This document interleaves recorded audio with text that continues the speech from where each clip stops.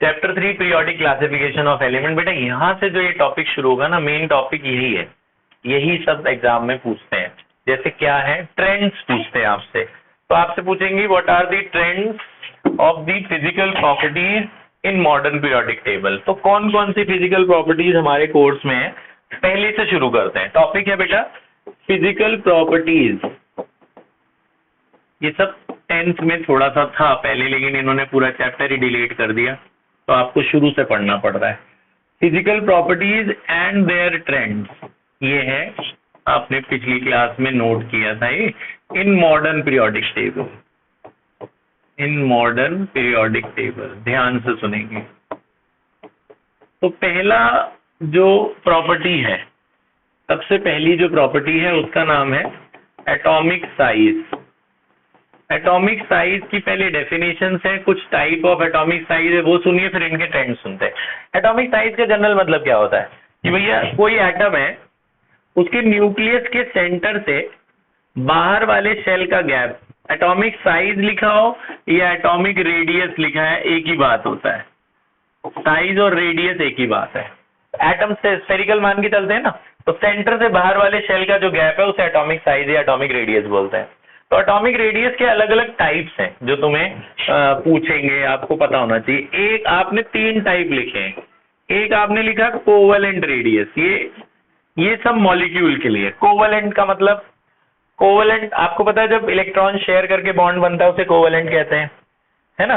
तो जैसे मैं कहूं कि भैया मैंने आपने कोई 2 एलिमेंट ले लिए, मान लो आपने ले लिया क्लोरीन, तो एक क्लोरीन दूसरे क्लोरीन के साथ इलेक्ट्रॉन को शेयर करके बॉन्ड बनाता है ना।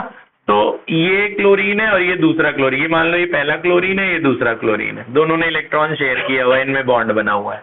तो बोला इसका रेडियस कैसे ढूंढना है, तो वो बोलते हैं इसके सेंटर से इसके सेंटर के बीच का जो डिस्टेंस है, इसको बॉन्ड लेंथ कहते हैं।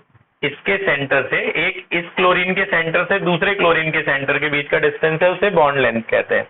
इस बॉन्ड लेंथ का जो आधा होगा उसे रेडियस बोलते हैं, है ना।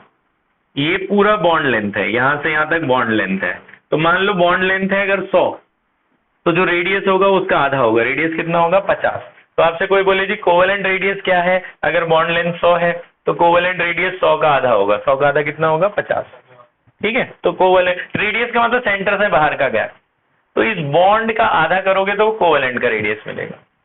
ऐसे ही अगर आपसे कोई बोले जी मेटेलिक रेडियस बताओ क्या होता है, 3 तरह के रेडियस आपने लिखे हैं, कोवेलेंट रेडियस, मेटेलिक रेडियस और वेंडर वॉल रेडियस। तीसरा आपने लिखा vendor wall radius. Vendor wall radius, ये तीनों क्या है। मेटेलिक रेडियस, जैसे मान लो तुम्हारे पास एक एल्यूमिनियम की शीट है, ये मान लो ये शीट है, ये एल्यूमिनियम की है पूरी, तो इसमें बहुत सारे एल्यूमिनियम होंगे ना, एक एल्यूमिनियम, दूसरा एल्यूमिनियम, तीसरा एल्यूमिनियम, ये सारे ऐसे लगे होंगे, ऐसे एल्यूमिनियम के एटम लगे होंगे, एल्यूमिनियम एल्यूमिनियम एल्यूमिनियम करके ये सारे एटम्स लगे होंगे। तो आपसे बोला जी इसका रेडियस बताओ, तो आप रेडियस ऐसे ही नापोगे जैसे इसमें नापा। इस एल्यूमिनियम के सेंटर से दूसरे एल्यूमिनियम के सेंटर के बीच का डिस्टेंस लोगे, उस डिस्टेंस का आधा कर दोगे, रेडियस आएगा। वही सेम बात है ना। मेटल, तो ये मेटेलिक रेडियस क्यों, क्योंकि ये सारे मेटल है, एल्यूमिनियम एल्यूमिनियम एल्यूमिनियम, ये गोल्ड है, मान लो ये सब गोल्ड के एटम है, तो गोल्ड का रेडियस नापना है तो कैसे नहीं नापोगे। आपने पहले पड़ोस वाले गोल्ड से उसके पड़ोस वाले गोल्ड के बीच का डिस्टेंस नाप लेना है, उस डिस्टेंस का आधा कर लेना। जैसे मान लो ये है पूरा डिस्टेंस है 194 pm पिकोमीटर, तो रेडियस कितना होगा, 194 डिवाइडेड बाई 2 कितना हुआ, 97 पिकोमीटर। तो इसका रेडियस कितना हुआ, 97। तो कोवेलेंट मतलब कोवेलेंटली बॉन्डेड एटम के लिए, मेटेलिक मतलब मेटल वाले के लिए, मेटल सारे गोल्ड लगे हुए हैं सब। अब vendor wall radius, vendor wall radius covalent radius का ही समझ लो टाइप है। ये सिर्फ गैस के लिए वेंडर वॉल ने बोला, जैसे हाइड्रोजन गैस है, वैसे तो क्लोरीन भी गैस है, लेकिन कोवेलेंट में सारे कोवेलेंट एटम आ जाएंगे, चाहे सॉलिड हो, चाहे लिक्विड हो, चाहे गैस हो। ठीक है, जैसे एक कार्बन है एक दूसरे कार्बन के साथ जुड़ा हुआ है, तो इस कार्बन और इस कार्बन के सेंटर के बीच का गैप निकाल के उसका आधा कर लेंगे तो कोवेलेंट रेडियस मिलेगा। लेकिन वेंडर वॉल रेडियस नहीं होगा, ये वेंडर वॉल सिर्फ गैस के लिए। जैसे हाइड्रोजन गैस, ऑक्सीजन गैस, ये सिर्फ गैस की प्रॉपर्टी बनी। साइंटिस्ट का नाम है वैंडरवाल, उन्होंने वैंडरवाल रेडियस डेफिनेशन दी। उन्होंने बोला हाइड्रोजन गैस है तो उसका अगर रेडियस निकालना है तो कैसे निकालोगे, तो वो कहते हैं हाइड्रोजन अकेला तो पाया नहीं जाता, डबल पाया जाता है। तो एक हाइड्रोजन एटम, दूसरा सेम डेफिनेशन है तीनों की, दोनों हाइड्रोजन एटम के सेंटर के बीच का डिस्टेंस निकाल लो और उसका आधा कर दो। डेफिनेशन तीनों में सेम ही तो है। तो वैंडरवाल रेडियस भी वही होता है, दो कंसेक्यूटिव हाइड्रोजन एटम के डिस्टेंस का हाफ। इस डिस्टेंस को बॉन्ड लेंथ भी कहते हैं, बॉन्ड लेंथ का हाफ उसका वैंडरवाल रेडियस हो गया। तीनों रेडियस सेम ही है ना ये, ठीक है। अच्छा, अब आ जाते हैं आगे, ध्यान से सुनना। अब बात हो रही है कि ये रेडियस कैसे वेरी करता है। मॉडर्न पीरियोडिक टेबल में मुझे पता करना है जी किसका रेडियस बड़ा किसका छोटा, मुझे वैल्यू नहीं याद रखनी। आपसे पूछेंगे बताओ इन दोनों में बड़ा साइज कौन है, दो एटम दे देंगे, बोलेंगे बताओ बड़ा साइज कौन है और क्यों है। तो उसके लिए आपको ये प्रॉपर्टी याद होनी चाहिए। तो प्रॉपर्टी नंबर, इसका ट्रेंड देखो आप, ट्रेंड कैसे चलता है। तो ट्रेंड में आपको बस दो बातें याद रखनी है। पहली याद रखनी है ग्रुप में कैसे चलता है, दूसरी याद रखनी है पीरियड में कैसे चलता है। ये मेन बात है, पूरे चैप्टर में हमने यही पढ़ना है, ग्रुप में कैसे चलता है, पीरियड में कैसे चलता है। अलग अलग प्रॉपर्टी है, सारी प्रॉपर्टी को हमने याद रखना है, ग्रुप और पीरियड में कैसे चलता है। आपको पता है ग्रुप क्या होता है, ग्रुप किसे कहते हैं, vertical lines are called groups, horizontal lines are called period. ऊपर से नीचे को ग्रुप कहते हैं, लेफ्ट टू राइट को क्या कहते हैं, पीरियड, है ना। ये ग्रुप और ये पीरियड।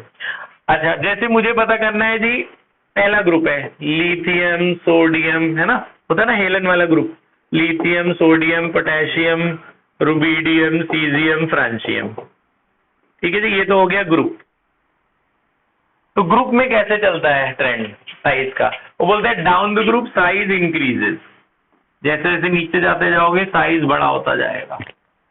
जैसे जैसे ग्रुप बने, लिथियम का साइज ये है, फिर सोडियम, फिर पोटेशियम, फिर सीजियम, फिर फ्रांसियम, जैसे जैसे नीचे जाओगे साइज बढ़ता है। आपसे पूछेंगे क्यों, आपने लिखना है शेल बढ़ते हैं।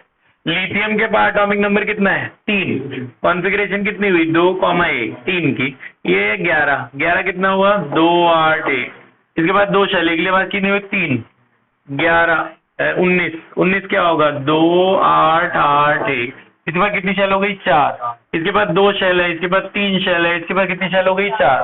तो शेल्स बढ़ रही है ना, तो साइज बढ़ेगा ही, सिंपल है ना। तो डाउन द ग्रुप साइज बढ़ता है, क्यों बढ़ता है, सेल बढ़ती है इसलिए बढ़ता है, ठीक है। तो आपसे पूछे जी बताओ रुबिडियम और सीजियम में कौन बड़ा, ऐसे पूछेंगे जो तुम्हें पता ही ना हो। तो तुम्हें पता होना चाहिए ना पहले कौन आता है फिर कौन आता है। तो ऊपर रुबिडियम आ रहा है, नीचे सीजियम आ रहा है, तो ऊपर वाला छोटा होगा, नीचे वाला बड़ा होगा ना। जिस जैसे नीचे जाते रहते हैं साइज बढ़ता जाता है। तो रुबिडियम और सीजियम में कौन बड़ा, सीजियम बड़ा, समझो। और इसमें सबसे बड़ा कौन, फ्रांसियम, सबसे छोटा कौन, लिथियम, ऐसे पूछेंगे। Which is the smallest size in group 1, lithium, which is the largest size in group 1, francium, out of rubidium caesium francium which is the smallest, rubidium is the smallest, और सबसे बड़ा कौन, francium, simple, याद हो गया। तो down the group size increases, period में आते हैं। अब जैसे मैं आ गया भैया, ये था अपना beryllium, boron, carbon, nitrogen, oxygen, chlorine, neon, ये एक पीरियड है। बेरिलियम का एटॉमिक नंबर होता है 4, 5, 6, 7, 8। अच्छा, एक बात और बताऊं तुम्हें मैं, अगर जैसे तुम्हें पेपर में नहीं पता चल रहा कि ग्रुप नहीं है क्या है, पीरियड क्या है, तो एक तरीका याद रखना मेरा, अगर उनके एटॉमिक नंबर में 1-1 का गैप है तो पीरियड होगा। अगर उनके एटॉमिक नंबर में 8, 18, 32, 8, 18, 32 का गैप है तो ग्रुप है। देखो इसका एटॉमिक नंबर कितना है 3, इसका कितना है 11, कितना गैप है 8, इसमें कितने गैप है 8, 8 हो या 18 हो या 32 हो, अगर डिफरेंस 8 का है या 18 का है या 32 का है तो यानी ग्रुप है, और 1-1 का गैप है तो पीरियड है, समझ रहे हो। ऐसे ऐसे पता चल जाता है ग्रुप 1। अच्छा, अब हमें पता करना है जी इसमें साइज कैसे जा रहा है। इसमें तो पता है हमें साइज बढ़ रहा है, इसमें जब हम लेफ्ट टू राइट जाते हैं साइज छोटा होता जाता है। यार ये मक्खी ना रोज पढ़ने आ जाती है तुम्हारे साथ केमिस्ट्री। तो हम जब लेफ्ट टू राइट जाते हैं तो साइज डिक्रीज होता है। तो on moving left to right, देखो जैसे मान लो बेरिलियम का ये साइज है, फिर बोरॉन थोड़ा सा छोटा हो जाएगा, फिर कार्बन और छोटा, फिर नाइट्रोजन की बारी आएगी, ऑफ नाइट्रोजन छोटा होता जाएगा साइज, फिर ऑक्सीजन, फ्लोरीन, नियॉन। नियॉन एकदम ही छोटा, अरे भैया बन जा, मक्खी बैठी है क्या कहीं? ये तो जब हम लेफ्ट टू राइट जाते हैं, देखो ना साइज छोटा होता जा रहा है। लेफ्ट टू राइट जब हम जाते हैं तो नियॉन तो छोड़ दो, फ्लोरीन तक ही ले लेते हैं, नियॉन तो नोबल गैस में आ गया। तो on moving left to right in a period size decreases, size छोटा होता चला जाता है। तो बोलते हैं क्यों, ऐसा क्यों हो रहा है कि साइज कम होता जा रहा है? जब हम लेफ्ट टू राइट जाते हैं तो साइज सबसे छोटा फ्लोरीन है, इनमें सबसे बड़ा कौन है? बेरिलियम। तो साइज, अब एटॉमिक नंबर तो बढ़ रहा है, साइज कैसे कम हो गया? क्वेश्चन समझ में आ गया कि भैया लेफ्ट टू राइट जा रहे हैं, साइज कम हो रहा है, ये याद रखना है ट्रेंड। तो साइज इसलिए कम होता है, ध्यान से सुनना। बेरिलियम है, एटॉमिक नंबर कितना है? 4। तो इसका मतलब पता क्या है कि इसके न्यूक्लियस के पास 4 प्रोटॉन होंगे और बाहर इलेक्ट्रॉन भी कितने होंगे? 4। ठीक है, तो बेरिलियम के न्यूक्लियस के पास 4 प्रोटॉन, जितने प्रोटॉन उतने ही इलेक्ट्रॉन, 4 प्रोटॉन 4 इलेक्ट्रॉन। अगले पास कितने प्रोटॉन? 5 और 5 इलेक्ट्रॉन। अगले के पास 6 proton 6 electron, 7 proton 7 electron, 8 proton 8 electron, 9 proton 9 electron. So on moving left to right in a period, nucleus charge increases. Nucleus की देखो पावरफुल होता जा रहा है। अगर कोई 4 प्लस वाला है, प्लस माइनस को क्या करता है? अट्रैक्ट। 4 प्लस वाला ज्यादा तेज अट्रैक्ट करेगा कि 5 प्लस वाला? 5 प्लस वाला ज्यादा तेज। 6 प्लस वाला और तेजी से अट्रैक्ट करेगा, 7 वाला और तेजी से, 8 वाला और तेजी, 9 वाला सबसे तेजी से। तो न्यूक्लियस का चार्ज बढ़ने से न्यूक्लियस पावरफुल हो जाता है, तो प्लस माइनस को अंदर की तरफ खींचता है, तो बाहर के इलेक्ट्रॉन को अंदर खींचते खींचते वो छोटा करते जाता है बाहर की शेल को। न्यूक्लियस की चार्ज बढ़ेगी, न्यूक्लियर पावरफुल होता जाएगा, तो न्यूक्लियर बाहर की शेल को अंदर खींचता है। तो जब शेल अंदर चली जाएगी तो साइज छोटा होता चला जाता है। तो आपने सिर्फ ये लिखना है कि on moving left to right in a period nuclear charge increases, so as nuclear charge increases shell shrink towards the nucleus, shell अंदर की तरफ आती जाती है न्यूक्लियस की तरफ, इसलिए साइज छोटा होता चला जाता है। ठीक है, ठीक है। इन सबके पास सेम नंबर ऑफ शेल्स है, पता है? 4 को अगर देखो तोड़ो तो 2 और 2 आएगा, 5 को तोड़ो तो क्या आएगा? 2 और 3, सबके पास 2 ही 2 शेल है। ये पूरा सेकेंड पीरियड वाला है ये। ठीक है, तो ये बात समझ में आ गई। तो लेफ्ट टू राइट साइज क्या होता है? डिक्रीज, और टॉप टू बॉटम साइज क्या होता है? इंक्रीज। तो पीरियड में साइज कम होता है और ग्रुप में साइज बढ़ता है। तो आपसे पूछा जी बेरिलियम और फ्लोरीन में सबसे बड़ा साइज किसका? तो बेरिलियम का। ऑक्सीजन और फ्लोरीन में बड़ा साइज किसका? ऑक्सीजन का। समझ रहे हो? तो आपको ट्रेंड याद होंगे तभी कर पाओगे आप। ये यहाँ तक बात समझ में आ गई? अच्छा, यहाँ तक क्लियर है? तो अब आगे सुनो। अब बेटा एटॉमिक रेडियस के 2 अलग अलग टाइप होते हैं। एटॉमिक रेडियस के भी 2 अलग अलग कैटेगरी हैं। एक आपसे पूछेंगे, एटॉमिक रेडियस का एक कंसेप्ट है आयोनिक रेडियस। एटॉमिक साइज का एक और कैटेगरी है जिसे हम कहते हैं ionic radius. Ionic radii, radii radius का प्लूरल है। आयंस, आयंस 2 टाइप के होते हैं, आपको पता है। एक कैटायन होता है और एक क्या होता है? एनायन। कैटायन वो होता है ना जिसपे प्लस चार्ज होता है, जैसे Na+, Mg2+, Al3+। जो इलेक्ट्रॉन लूज करता है ना, बोर्ड की तरफ, जो इलेक्ट्रॉन लूज करता है उस पर क्या चार्ज आता है? प्लस। और जो इलेक्ट्रॉन गेन करता है उस पर माइनस आता है, जैसे Cl-, O2-, N3-। जो इलेक्ट्रॉन गेन करता है उन पे नेगेटिव चार्ज आता है, उन्हें एनायन कहते हैं, और जो लूज करते हैं उनमें पॉजिटिव चार्ज आता है, उन्हें कैटायन कहते हैं। तो इसका भी रेडियस होता होगा। इसके सेंटर से बाहर वाले आउटर मोस्ट शेल के डिस्टेंस को रेडियस बोलेंगे। तो आपसे 3 सवाल पूछेंगे अलग अलग। मैं 3 सवाल पूछता हूं, आप तीनों ध्यान से सोच के फिर बताना। आपसे पूछा, बताओ सोडियम और सोडियम प्लस में कौन सा साइज बड़ा? क्लोरीन और क्लोरीन माइनस में किसका बड़ा? और सोडियम प्लस और क्लोरीन माइनस में किसका बड़ा? तो ये कैटायन है और इसे पेरेंट एटम कहते हैं। पेरेंट एटम और कैटायन में किसका साइज बड़ा? तो पेरेंट एटम और कैटायन में पेरेंट एटम का साइज बड़ा, क्योंकि सोडियम का 11 होता है।